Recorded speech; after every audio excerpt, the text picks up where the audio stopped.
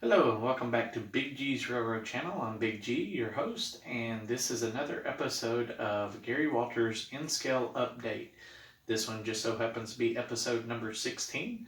I'm glad you're joining us today, and if you would, please take a moment and like the video, and if you're not subscribed, go ahead and hit the subscribe button. With that being said, we'll go ahead and jump into today's episode, and thank you for tuning in. See you in a moment. Alright, and welcome back. This is, like I said, Gary Walters N-Scale Update number 16. Since the last time I saw you, I have put out a video of a sneak peek of running trains. I have the main lines actually installed all the way around the layout to the upper and lower deck, and with that, I have not completed all the track work. You can see that the yard lead here still needs to go down around this S-turn and down the hill around where those chocks are laying. Sorry for the blur. Try to keep it in focus here as much as possible. We'll come down and it will join up on that second turnout. I don't know why it's having trouble, but it will join up. Actually, the yard lead will join up on this first turnout here. The second turnout will come down this ramp here, around this S-turn, and behind where the co-op is down here, and join in with this one. Now, where that co-op is sitting, this is actually going to be a double line here, double stub end it. This building here will sit off to the side, and these two buildings along with one other, which I'm going to extend the table out just a little bit there to catch the buildings, but these will actually raise up over an inch to meet up with the track work. But the building I'm holding and the gray one here will be Big G's Food Factory with a third in the center there. The outer edge, or the outer track there, will have the grain elevator, the dry goods storage area, and a team track ramp. Those will be installed here shortly, hopefully within the next week or so. But they will come down, they will join into another cutout here. That cutout will join into this cutout. Like I said, it will raise up the two foam levels here, so it'll be a little bit over an inch. They'll come out, they'll be perfectly flat and even with this turnout. So you can see that I've got the riser in on the line right past that. So this line will actually be descending, and we'll have like a little rock face probably on the back side here coming down to where the main lines are. On this side, we're going to have the freight transfer. Originally, I was going to put Big G's Food Factory over here, but with the way the auto reverse lead here is, or the auto reverse track, I didn't have enough room to pull out off of the main line and be able to put all three factories that I was wanting for Big G's Foods over here. So that's why I moved them onto the other side of the track, and I'm going to put them right along this edge here. But we will have the freight transfer there. I am planning on, right in this area, we're going to have a large mountain, lots of rocks, and from the freight terminal here, we're going to come back and we're going to have a small town scene kind of coming along with some roads. That road or roads will meet up and they will come down here and they will cross over right in here somewhere, cross the tracks, and then off to the edge of the layout. Now, right past the road, the mountain will still continue, so you will not see any of that right there. We will have a massive bridge scene where that cutout is. I think on the last update, that table was completely flat right there. Did not have this steep drop off, but you can see what I've got in the works there for a couple upcoming episodes. I've started building the bridges.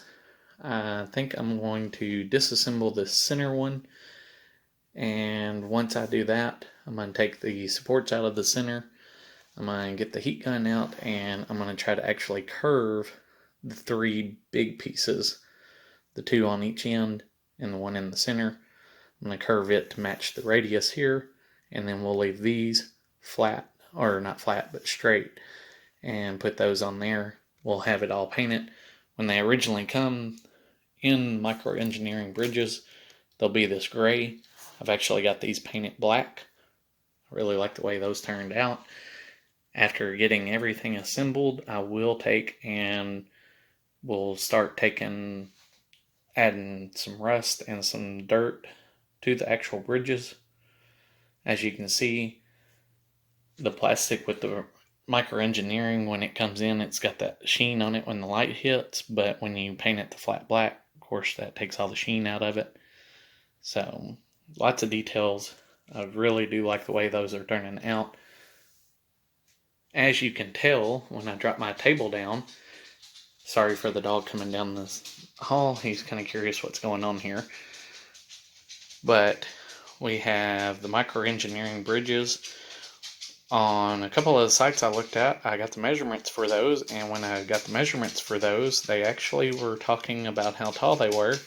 I went ahead and cut the table while I was waiting for them to come in, and with those coming in, with those coming in, I went ahead and got a little ahead of myself and went ahead and cut the table down. As you can tell, I did a lot of structure support to that. I'm going to have to redo a couple of those. Of course, this support here will either one be hidden in the foam work when I do it, or I will wind up having to extend that one along with the brace back there and the brace over here, as well as cutting this leg here down. We'll cut this down and we'll be able to actually get it even. We'll be able to actually drop it down to where it needs to be so that it matches up with the bridge. And we'll be having 2 bridges there, both of those coming around. They will stop right here on this line, and they will go all the way around to about where the coal car is. It will go down to where that arrow is pointing right there. So that is quite a bit of bridge. Sorry for the car, they're don't think they're all on the track there, but this will be pretty much how large the bridge I'm intending on it to be. The one on the outside, of course, will be just a little bit shorter than what the coal cars are, but that will pretty much cover the bridge. That's what I'm hoping. If it's a little bit less, that'll be fine, but we'll have the bridge scene back here, which this piece of foam's going a little over. Move this bottle of alcohol. But we will have this large cutout that comes all the way underneath the bridge scene and out. And you can tell there's going to be plenty of room for scenery. I just have the foam stacked up in the center here as a support for the moment. But that will actually disappear. You'll only have the bridge pier, or the bridge abutments here, or not abutments, but the bridge towers. You'll have those 4 in there. I will more than likely on the 3rd and 4th one have to modify those so that they actually get welded into these, because they should fall pretty evenly on the bridge is what I'm hoping. So I'll do a little bit of kit bashing to make the tower bends actually go together and actually look like they were all built at the same time, or added on at a later date. This will be the original bridge, and then the next one will actually be the add-on for it. So was originally, the story is that it wasn't a double main line, and they had to come in through add the double main line at a later date. So with that being the case, this first bridge will be weathered really heavy, the second one slightly less. But we will have where the rock cut, or where this is, This will actually continue going down to the base there. This will rise up and we'll have a nice mountain scene. So when you first walk in, basically from there, or roughly about right there, all the way around will be hidden behind the nice mountain scenery, along with the nice waterfall feature that will be coming down, that will splash down underneath onto this base. We'll have a nice river scene coming down with plenty of rock cuts and stuff coming down, trees, scenery, a couple hidden scenes in there is what I'm planning. We'll see how that goes, but I've got a few things that I've got to do before then. I've got somebody that's actually going to be coming by, hopefully within the next week or so, helping me trace down a couple of electrical things that I've got going on. With his help, hopefully I'll be able to finish track work up, get that under wraps. It is running, but have a couple places where some of my locomotives want to take a second and pause. So I'm hoping that we can track those down, trace those, get that taken care of. Look at the auto reversers. Right now I've got Digitrax AR1s, maybe changing those out to a newer, some of the solid state auto reverse pieces for DCC. Not sure exactly just yet. He's a guru when it comes to that, so we'll be taking a look at that and hopefully getting that worked out. But when he does that, and we get all the electrical worked out and everything's running smooth and I have all the track down, then scenery will progress, and that will be where I shine.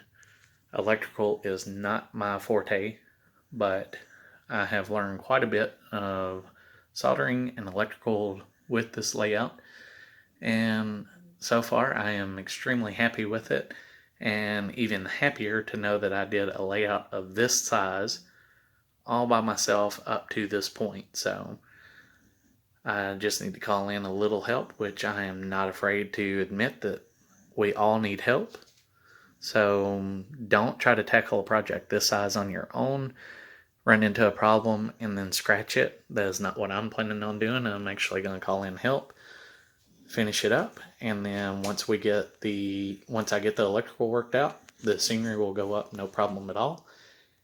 And we'll have a complete layout, hopefully within, I'm going to shoot for 1.5 years, 2 years, which August 7th, which is just right around the corner, will be the 1-year anniversary of this layout. So I've gotten quite a bit done, as you can see. I've got quite a bit left to go.